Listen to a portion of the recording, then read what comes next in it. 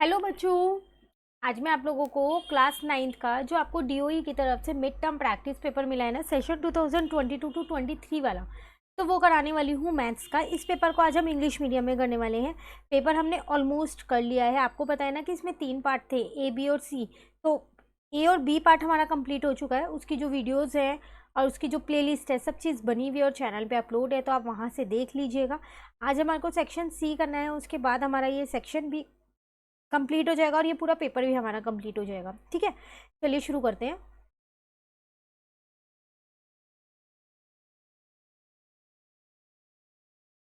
Twenty one से तो हमने ये वाला सेशन तो पूरा कंप्लीट कर लिया था। ठीक है, यहाँ पर आते हैं। क्वेश्चन नंबर 29 से हमें शुरू करना है। तो देखो 29 टू 32 तक के क्वेश्चन जो है ना, वो आपके पास सिर्फ 2 मार्क्स ईच है। उसके बाद अभी आगे और क्वेश्चन है वो 3 या 4 मार्क्स के होंगे। ठीक है ना। तो 29 क्वेश्चन अगर हम यहाँ देखें तो कह रहा है आपको सॉल्व करना है। यहाँ पर 25 की पार है 3/2, 343 की पार है 3/5, 6 की पार है 5/4 और 8 की पार है 4/3।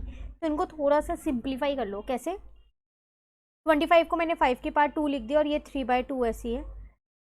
243 अगर हम इसका देखें तो हम इसको किस फॉर्म में लिख सकते हैं? आप इसे 3 की पार 5 लिख सकते हो और ये 3/5 आपका ऐसे ही रहेगा। ठीक है, उसके बाद अगर हम यहाँ पर देखें, अब अगर हम 6 को देखें तो 6 की पार यहाँ पर 5/4 है। तो 6 को तो आप किसी भी तरीके से नहीं सिंप्लीफाई कर सकते, क्योंकि जो 6 है वो आपका होता है 2 इंटू में 3। तो ऐसा करो, इसको सिर्फ ये लिख दो आप 2 इंटू में 3 और यहाँ पर आप 5 की पार 4 लिख दो। 8 को लिख सकते हो 2 इंटू में 2 इंटू में 2, तो ये 2 की पार 3 हो जाएगा और ये 4/3 रहने दो। ठीक है, इसको इससे कट कर दिया, इसको इससे कट कर दिया, इसको इससे कट कर दिया। इस वाले ब्रैकेट में कुछ कट नहीं होगा, एज इट इज छोड़ दिया है। तो यहाँ आ जाएगा आपके पास अब 5 की पार 3 और यहाँ पर आपके पास आ जाएगा 3 की पार 3। ठीक है, नीचे अभी आपके पास वही चल रहा है, 2 इंटू में 3 की पार 5/4, इसमें कोई चेंज नहीं आया। और यहाँ आ जाएगा 2 की पार 4। यहाँ तक क्लियर है? कहीं भी डाउट आप साथ साथ पूछ लेना। देखो अब यहाँ पर मैं इसको एक साथ लिख देती हूँ, 5 इंटू में 3 की पार 3, क्योंकि पार सेम थी ना तो इसलिए। और यहाँ पर जो ये 5/4 है ये दोनों पे है, तो इसको 2 पे भी लिख दिया मैंने 5/4 और इसको मैंने 3 पे भी लिख दिया है 5/4। ठीक है, और यहाँ पर 2 की पार 4 ऐसे ही रहने दिया। ऐसा करो, जो ऊपर वाला है ना उसको अलग अलग ही कर लो, क्योंकि मुझे नीचे 3 मिल गया, बेस सेम हो जाएगा फिर, तो ईजिली सॉल्व हो पाएगा। क्लियर है ना? यहाँ तक क्लियर है? अब 5 वाला कोई और टर्म नहीं है जिसका बेस 5 हो, सिर्फ एक ऊपर है। तो इसको ऐसा करो, खोल दो, 125 कर दो और ये 3 की पार 3 रह गई। अब ये 5/4 ऊपर जाएगा तो -1 के ही तो जाएगा, है ना। तो माइनस का हो जाएगा 5/4। नीचे आपके पास आ जाएगा 2 और यहाँ पर 2 की पार 4 है और ये 5/4 है, तो 2 की पार 4 माइनस का 5/4 कर दिया। ठीक है, अब देखो यहाँ पर ये 125 ऐसे ही रहेगा। यहाँ पर मुझे बेस सेम करने पड़ेंगे, एलसीएम लेके अगर मैं यहाँ पर बेस सेम करूँ तो ये हो जाएगा मेरे पास 12 - 5/4। और यहाँ पर भी अगर मैं बेस सेम करूँ तो ये हो जाएगा मेरे पास 16 माइनस का 5/4। ठीक है यहाँ तक? अच्छा, यहाँ पार ऐड हो जाएंगे क्योंकि ये मल्टीप्लाई में था। क्लियर ना? तो अब ये मेरे पास आ जाएगा 125 इंटू में 3, यहाँ आ जाएगा 7 की पार 4। और अगर नीचे देखूंगी तो ये मेरे पास कितना बन जाएगा? 21 बन जाएगा। 2 की पार 21/4 आ जाएगा। यहाँ तक कहीं भी डाउट हो कमेंट करके पूछ लेना। अब अगर आप इसके आगे देखें तो इसके आगे ये सॉल्व नहीं होगा। क्यों? क्योंकि यहाँ पर 125 इंटू में 3 की पार 7/4 है और नीचे 2 की पार 21/4 है। अगर आपको यहाँ पर कोई ऐसा नंबर दे रखा था जो जिसको हम पार की फॉर्म में करते और ये कट हो जाता 4 से, जैसे बाकी कट हुए, तो पूरा पूरा सिंप्लीफाई हो जाता, बट ये अब आगे सिंप्लीफाई नहीं होगा, इसलिए यही इसका आंसर है। क्लियर है? अब नेक्स्ट, अगर इसके साथ चॉइस में एक और क्वेश्चन है तो उसमें आपसे क्या कह रहे हैं, यहाँ पर p की वैल्यू आपको दे रखी है यहाँ पर 5 - 2√6, तो आपको फाइंड करना है 1 - p का होल स्क्वायर अपॉन में p स्क्वायर। इसको यहाँ कर लेते हैं। तो p की वैल्यू मुझे यहाँ पर क्वेश्चन में गिवन है 5 माइनस का 2√6 गिवन है। फाइंड क्या करना है? 1 प्लस p का होल स्क्वायर, 1 - p का होल स्क्वायर और अपॉन में पी स्क्वायर, ये मुझे यहाँ पर फाइंड करना है। ठीक है, एक एक करके करते हैं। पहले ऐसा करती हूँ, पी स्क्वायर फाइंड कर लेती हूँ। तो इसका मतलब 5 माइनस 2√6 का होल स्क्वायर फाइंड करना है। आइडेंटिटी मैं यहाँ पर लिखती रहूँगी साथ साथ जो भी यूज़ करूँगी। तो ये हो जाएगी मेरे पास a माइनस बी का होल स्क्वायर। तो ये आ जाएगा आपके पास a स्क्वायर प्लस का b स्क्वायर माइनस का 2ab। ठीक है, तो यहाँ पर लिख देते हैं a स्क्वायर मतलब 5 का स्क्वायर प्लस में b स्क्वायर मतलब 2√6 का स्क्वायर माइनस का 2ab। तो 2 a की जगह 5 और b की जगह आ जाएगा 2√6।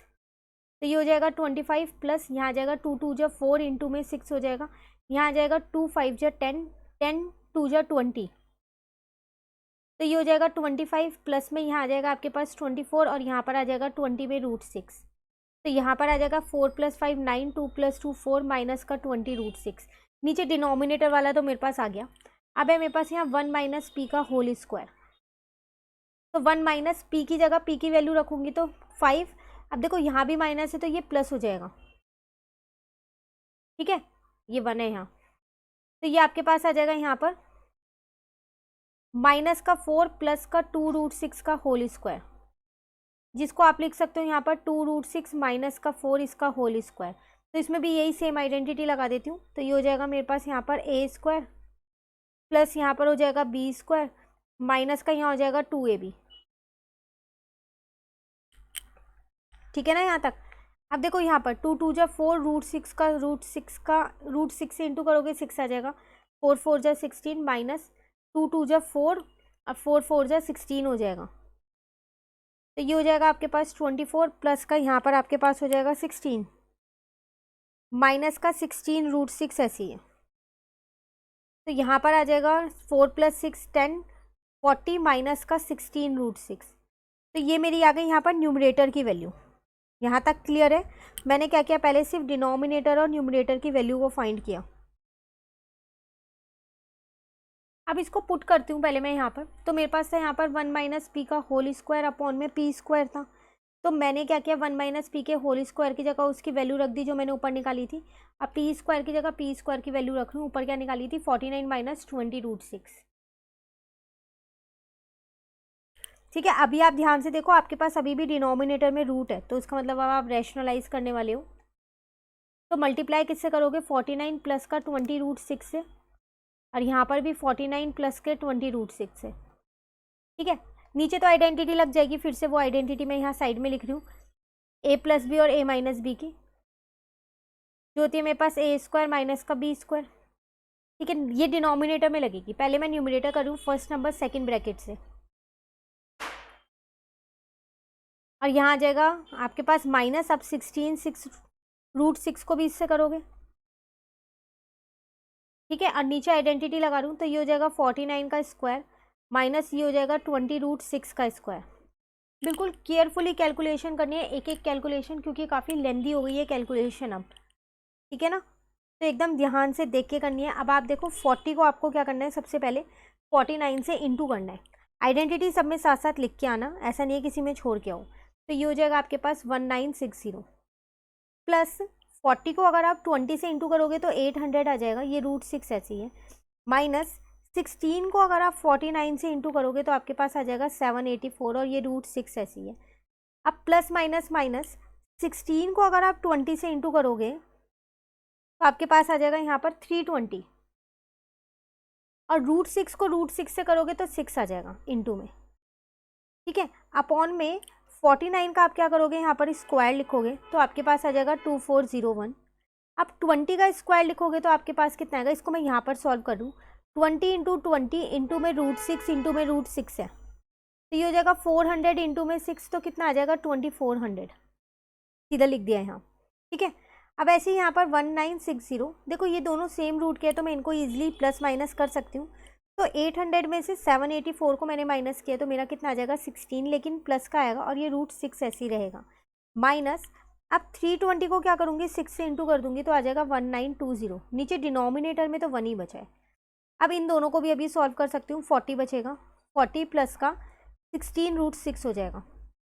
ठीक है, अब 40 में से और 16 में से 8 को कॉमन ले लेती हूँ तो यहाँ पर आ जाएगा 5 प्लस यहाँ पर आ जाएगा 2√6। अभी आगे सिंप्लीफाई नहीं होगा, आपको क्या करना था, इसकी वैल्यू निकालनी थी। तो यही है आपके पास इसकी वैल्यू। थोड़ा लेंदी क्वेश्चन है, देखने से लग नहीं रहा कि ये 2 मार्क का क्वेश्चन है, इससे अच्छी तो ऊपर वाला पार्ट था जो जल्दी से सॉल्व हो गया हमारा। ठीक है, तो ये क्वेश्चन ऐसे करना था। क्लियर? चलिए आए अब अपने नेक्स्ट क्वेश्चन पे। क्वेश्चन नंबर 30 क्या कह रहा है? Show that if the sum of 2 angle of a triangle is equal to the third angle then the triangle is a right angle. कह रहे हैं शो करो कि अगर दो एंगल, एक ट्राइंगल के दो एंगल का जो सम है वो इक्वल होगा उसके थर्ड एंगल के, तो आपको ये शो करना है कि वो राइट एंगल ट्राइंगल है। ठीक है, तो एक तरीके से प्रूफ करना है इस क्वेश्चन में। यहाँ करते हैं इस क्वेश्चन को, क्वेश्चन नंबर 30। देखो मुझे क्वेश्चन में कोई ट्राइंगल पर्टिकुलर गिवन नहीं है, तो मैं एक ट्राइंगल यहाँ पर ड्रॉ कर लेती हूँ खुद से। तो मैंने उसको नाम दे दिया ए, बी और सी। मुझे ये गिवन था कि एक एंगल का सम, एक एंगल जो है बाकी दो एंगल के सम के बराबर है। ठीक है, तो मैं ये कह सकती हूँ कि मुझे यहाँ पर ये चीज़ गिवन है कि जो मेरा एंगल ए है वो क्या है, angle B plus angle C है। अब मुझे पता है एक एंगल के तीनों, एक ट्राइंगल के तीनों एंगल्स का सम 180 होता है। तो अगर मैं बात करूँ इन ट्राइंगल ए बी सी की, तो एंगल ए प्लस में एंगल बी प्लस में एंगल सी जो है वो किसके बराबर होगा हमारे पास, 180 के। अब मैंने एंगल ए को ऐसे ही रहने दिया और बी और सी की जगह भी एंगल ए लिख दिया, क्योंकि मैंने ऊपर यहाँ पर लिख दिया था। ठीक है ना, तो ये मैंने यहाँ पर रीजन में लिख दिया क्योंकि ये गिवन था। तो ये हो जाएगा मेरे पास 2 angle A is equal to में 180 डिग्री। तो यहाँ से मेरा एंगल ए निकल के कितना आ जाएगा, 180 डिवाइडेड बाय 2। तो वो सॉल्व करोगे तो कितना आ जाएगा, 90 डिग्री। तो एक एंगल ट्राइंगल का अगर 90 डिग्री होता है तो वो राइट एंगल ही तो होता है। आपको क्या शो करना था यहाँ पर, then the triangle is a right angle triangle, hence triangle A B C is a right angle triangle. Clear question number 30। चलिए क्वेश्चन 31 पे आते हैं। यहाँ कह रहे हैं find the area of isosceles triangle whose equal side are of 15 centimetre each and third side is 12। Isosceles triangle का area निकालना है जिसकी दो साइड आपको 15 दे रखी है, क्योंकि दो साइड उसकी इक्वल होती हैं, 15 15 है और थर्ड साइड है आपके पास 12 है। तो हीरोन्स फॉर्मूला लगा के निकाल सकते हैं। तो इस क्वेश्चन को यहाँ पर करते हैं। तो लेट कर लेते हैं यहाँ पर कि जो मुझे ए दे रखा है वो 15 सेंटीमीटर दे रखा है, बी जो दे रखा है वो भी 15 सेंटीमीटर दे रखा है, सी जो दे रखा है वो कितना था मेरे पास 12।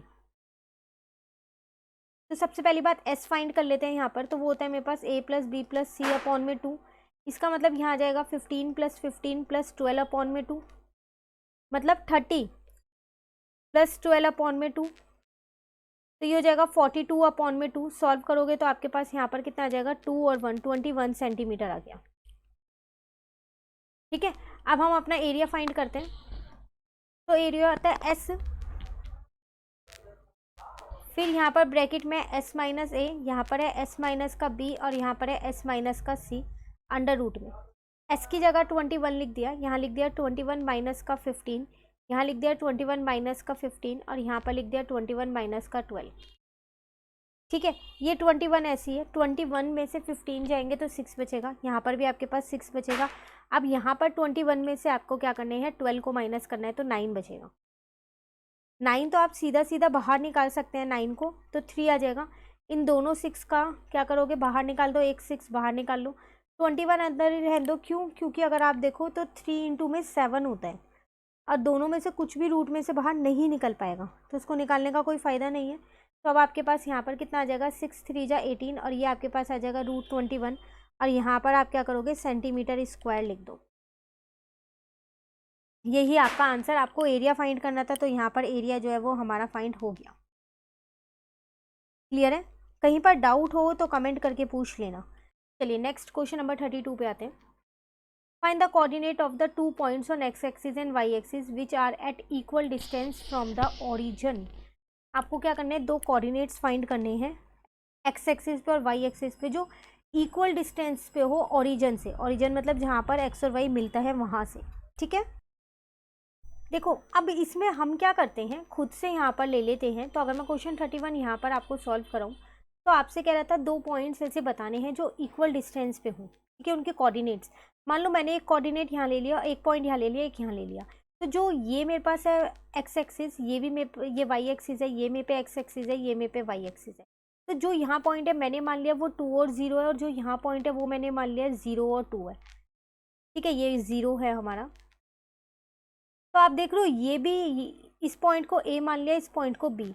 तो जो ए पॉइंट है इस ओरिजिन से ये भी 2 यूनिट का है, और जो ये बी पॉइंट है इस ओरिजिन से ये भी 2 यूनिट का है नहीं है? तो इसका मतलब इन दोनों का डिस्टेंस तो सेम है ना ओरिजिन से, और आपका एक पॉइंट एक्स एक्सिस पे और एक पॉइंट वाई एक्सिस पे। क्लियर है? तो इसके आपको यहाँ पर क्या बताना था इस क्वेश्चन में, फाइंड द कोऑर्डिनेट्स। तो यहाँ आप लिख सकते हो